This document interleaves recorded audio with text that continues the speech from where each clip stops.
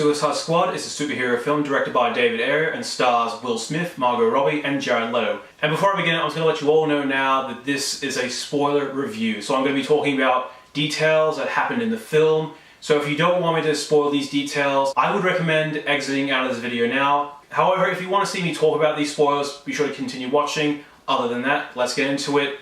The film is about a bunch of villains brought together by the US government, and basically this team is used as a suicide squad, and if anything goes wrong they are thrown under the bus and they are just that, the Suicide Squad. And to be fair, this film feels a bit uneven. It's not a bad film, but it's also not a good film. Basically, I'll talk about the characters first, as I definitely enjoyed these characters. Like, the real standouts in this film are Will Smith as Deadshot, and Harley Quinn makes her on-screen debut, played by Margot Robbie. And this character was treated with respect. And then you've got the other villains, you've got Diablo, Killer Croc, Captain Boomerang. And I definitely like these characters. As I enjoyed these characters, as I enjoyed the performances, and I also enjoyed the backstories behind some of these characters. And when I mean some of them, some of the other characters' backstories aren't done as well. Two of the members of the Suicide Squad they mainly focus on is Harley Quinn and Deadshot, as they give very detailed backstories behind these characters, and these were enjoyable as well. However, the member of the Suicide Squad I believe got a more in-depth backstory was actually Diablo, as there was true emotional tragedy behind his character. And I was more invested in this character than the other two. With Deadshot's backstory, it's basically he kills for money and he's taking care of his daughter, and basically there's no reason why he's doing these kills.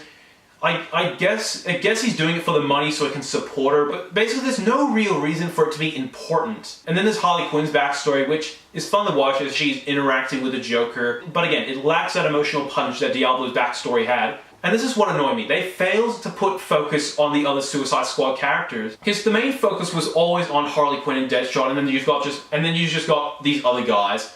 Basically, they're given brief backstories, and that's a shame. You have these characters, give us a story. And I know with a film like this, you have a limited amount of time to tell each character's story, but even the character Diablo, who isn't given that much focus in the film, even he had a better backstory than Harley Quinn and Deadshot. I'll get into a character that I really enjoyed, and that was actually Jai Courtney as Captain Boomerang. Finally, we have a Jai Courtney performance with a personality. Because if you've watched Jai Courtney's previous roles, like in Terminator Genisys and A Good Day to Die Hard, basically he had no personality, boring as hell, and he was the worst part of those films. Here he's finally given a role where he can just show this character's personality as this piece of shit bogan. And this character was actually funny. This is the first time I've ever liked a Jai Courtney performance, because you have an Aussie actor playing an Aussie villain and it just works well. Now I'm going to talk about the story. The story is a bit hit and miss. The film just goes all over the place, and sometimes the focus of the story is unfocused a lot. And the visuals actually look nice. Like, the visuals, some might say, look a bit overstuffed and look fake. Here, they do look nice. Sometimes the visuals do stand out as bad and it's not as good, but for the most part, the visuals were enjoyable to watch, and it was pretty good. The action, however, I wasn't too keen on, as the action scenes were too unfocused for me, because basically, there's this one action scene where the whole Suicide Squad is fighting together for the first time. I could barely follow what was going on. There was too much shit going on in the screen that I had no idea who to follow, because there was too much happening and I couldn't even focus on it, and in the end, it was completely forgettable. I can barely remember any of the action stuff that happened in there. And you're probably thinking the character I haven't talked about the most is Jared Leto as the Joker. And this is going to disappoint a lot of you. He's not on screen for that long.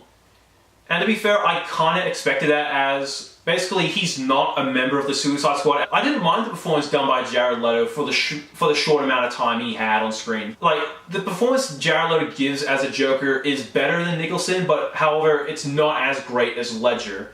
It's nowhere near the masterpiece performance that was Heath Ledger's Joker. I felt like he should have had a bigger role here, but he doesn't, and that was what was really disappointing with this film. Now I'm going to talk about the villain. There was nothing revealed in the trailers of who this big bad guy was, but when it was made clear who the main villain was, yeah, that's when the film started to lose me. And the villain And the villain, you might be wondering who it is the Enchantress. And I hated this villain so much. Not only was this villain unconvincing, not only was her plan boring as hell, but I just didn't like the performance that was given to this character. I just didn't buy this casting, and I just didn't buy this performance. And the actress that plays the Enchantress, she isn't given much to work with. For the most part, her voice is changed to an older woman's voice, which...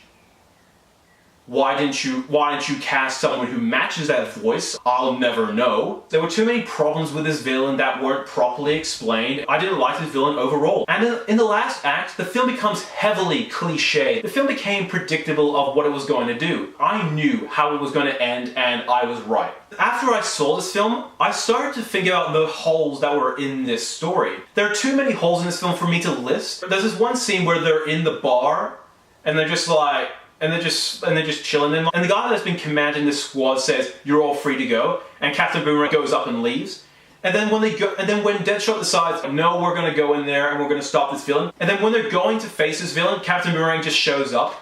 No reason explained why he comes back. He just does. And there were a few instances where I noticed some of Zack Snyder's film techniques. There were some scenes that were done in slow motion, and this film didn't need that. It didn't need to have slow motion in the film, and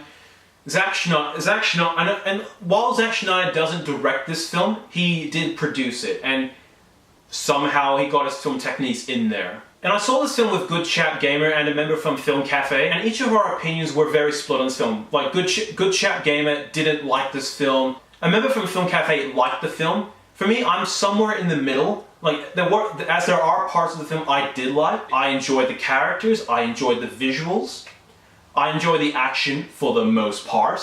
But then you have a shit villain, unfleshed characters, a weak story, and very large glaring plot holes that aren't explained at all. Overall, I still recommend watching this film as it is a fun movie. This film overall was fun. As I had a fun time with these characters, I had a fun time with this film overall. Unfortunately, there are more bad stuff than there is good stuff, so I'm going to give this film a 4 out of 10. Thank you for watching. If you like what you see, be sure to like my Facebook page, follow me on Twitter, and subscribe to my channel below. I'm NETX5. Thank you for watching.